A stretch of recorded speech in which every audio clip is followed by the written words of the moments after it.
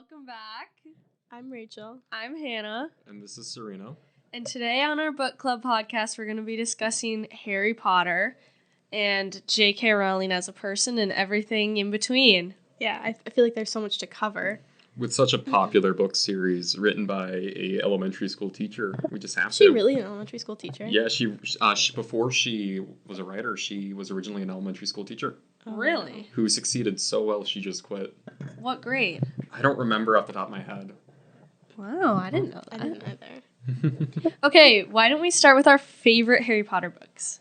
I'm a fan of the third one because I feel like that's when everything gets sort of started. Yes, okay. I really like the second one. I feel like it's just a classic. He's in the groove of things. The second one? Do you not like that? I mean, it's like fine, but it's like Really? That's where the Ginny stuff starts. It's so good. I feel like Yeah. that's like the most mid book. What? I feel like it's okay. Like, I'm not a fan, but Wow. That's a hot take I've never heard before. Really? Yes. I But mean, I get it. I feel like there's no wrong answer because they're all so good, but I don't know. I really like that one. Okay. I personally my favorite one is the first one. That's valid. Because of seeing the interactions between the Dursley family and Mr. Potter in the beginning are highly entertaining to read through. Very true. Mm-hmm. Okay, but now movie. Okay. Is that different? Yes. Yes. I think the fourth movie is the best movie.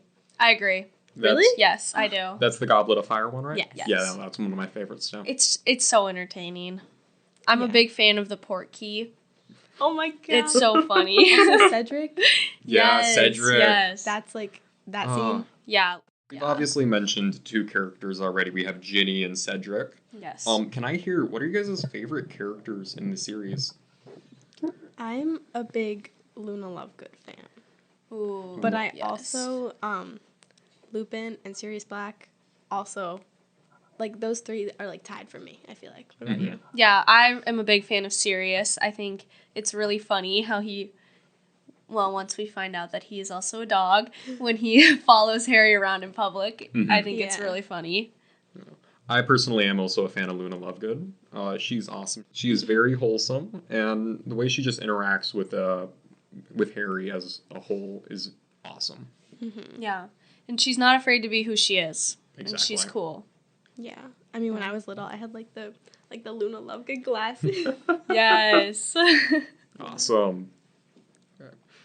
So we've been through our favorite characters.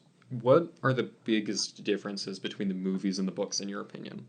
What is in the books and not in the movies that you really feel like was missing? I think the movies leave out a lot of like crucial aspects of the characters. Mm-hmm. Like I feel like they make Harry seem so serious and like grounded when in reality he's not necessarily like that in the books. Yeah. And They also watered down Ginny a lot. yeah. Yeah. He's really just a teenage boy who doesn't know what he's doing, and like I I feel think like- that's really lost in Yeah. the movies. I feel like that's a lot of the reason why he's never anyone's favorite character. Yes. Whereas in like other young adult like dystopian sort of books, the main character is a lot of people's favorite. Mm-hmm. Yeah, I feel like the most common is like Hermione is the favorite Yeah. because she kind of keeps him grounded more when he's like, "Oh, I'm the golden child." You know, she's very serious, but like in a silly way, where she takes herself way too seriously, and everyone else can just see it's a facade. Yeah. Like the spew stuff, that was wild. Yes. Looking back, that's a little like questionable, Yeah. but yeah, I agree. Yeah.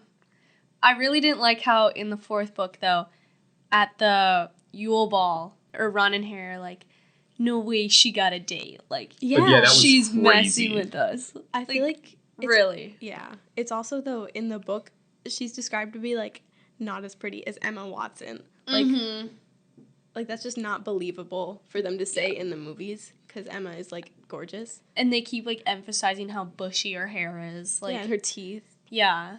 Just it's over the top. It's not necessary. I feel like these books and these movies, there's a lot of differences, but they all have the same plot. and they have the same world building. What is your favorite example of world building in the entire series? Oh. That's a good question. I really like the inclusion of the headquarters of the Order of the Phoenix. I feel like that incorporation of the magical world directly into the Muggle world was really creative, and it kind of just added a new thing because it's like, whoa, like this whole organization is happening right under the noses of everybody, and it's just literally squeezing their house out to make room for. And it just goes to show how in depth Rowling went into like creating all the aspects of this world and stuff.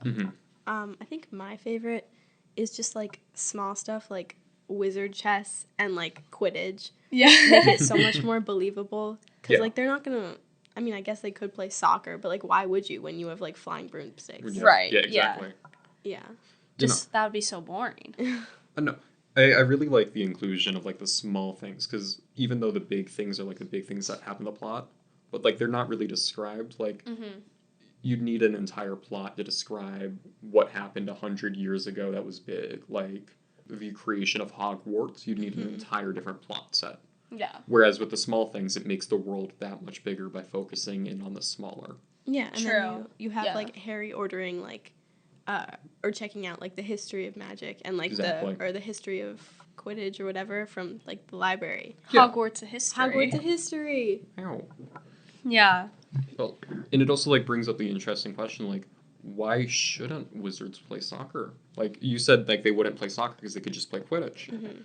But at what point do wizards become fascinated with soccer? I'm pretty sure this was touched on a little bit by the book, but some wizards just have this unbegotten fascination with Muggle people. True. So why don't we see more soccer in these books? That's true.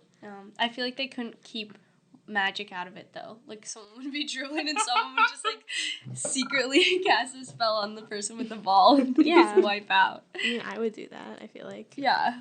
Totally. But I mean, there's also like the Muggle-born kids who like come to Hogwarts and they hang up like soccer posters, and it's like true. But then they like, it's like an entirely new sport that they're introduced to that they can also kind of love, which is cool. Yeah. So do they put all of their Muggle habits they leave that at home and then I don't know. I mean, this was touched on a little bit with Hermione, but it really isn't expanded on much more. Like with Hermione, you see her talk about her Muggle parents.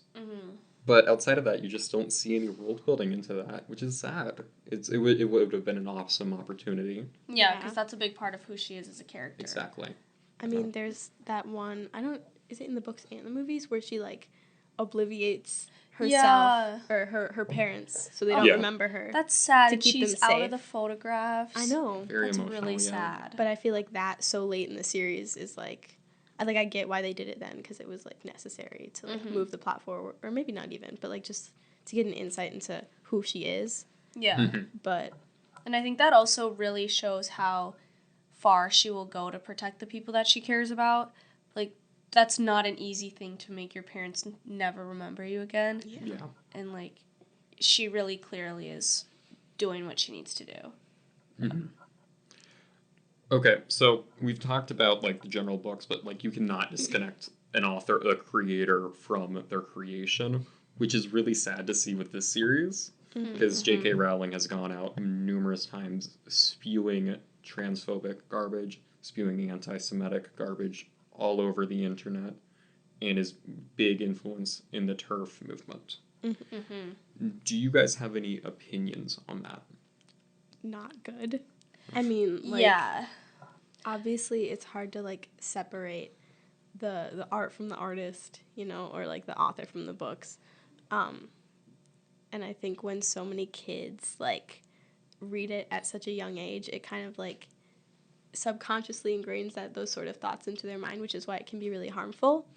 But, like, it's crazy to, like, ignore her her talent at, like, world building and like, those two things can coexist, but also, like, not be okay. Yeah. Yeah. I think I started reading Harry Potter at such a young age that I didn't have any idea who J.K. Rowling was. When I was reading the books, like, I had no idea the type of person she was, and then now after learning that stuff, going back and reading the books, I feel like there's just a lot more obvious signs in the book that you can see. Mm-hmm. And I think it really goes to show how interesting your perspective can change, or how much your perspective can change just on world experience and like gain knowledge and stuff. Of course, I really hope she comes to grow as a person out of this, but it seems like she's making, sadly, no effort to. I feel like it's been a long time. It's been a while. Yeah, unfortunately. So this, of course, leaves the question, if you don't want to read Harry Potter because of the author, what other series could you go to? Percy Jackson!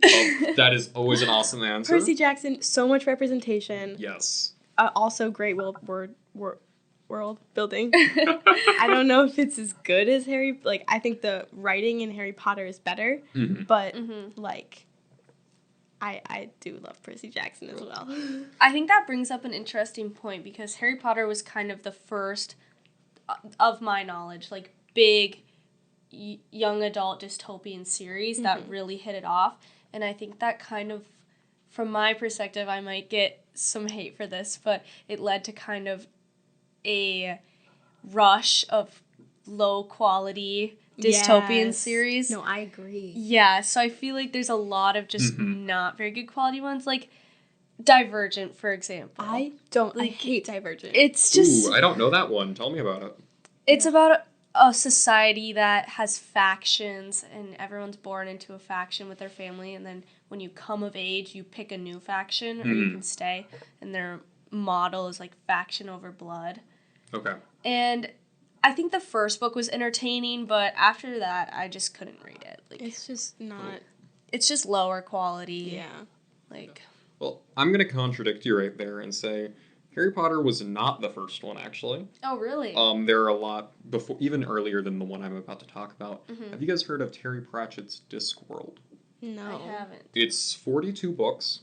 Oh, holy cow. Written over the span of, I think, over his entire life, so about 40 years. Oh.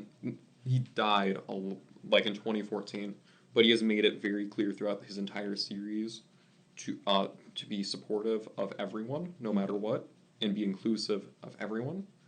And in my opinion, it is better than the Harry Potter series, because it has a lot more world building, and it's just so abruptly inane and insane that it just does its own thing. For example, the world, it's a flat Earth that is held up by 5 elephants, and under those 5 elephants is a turtle that flies through space.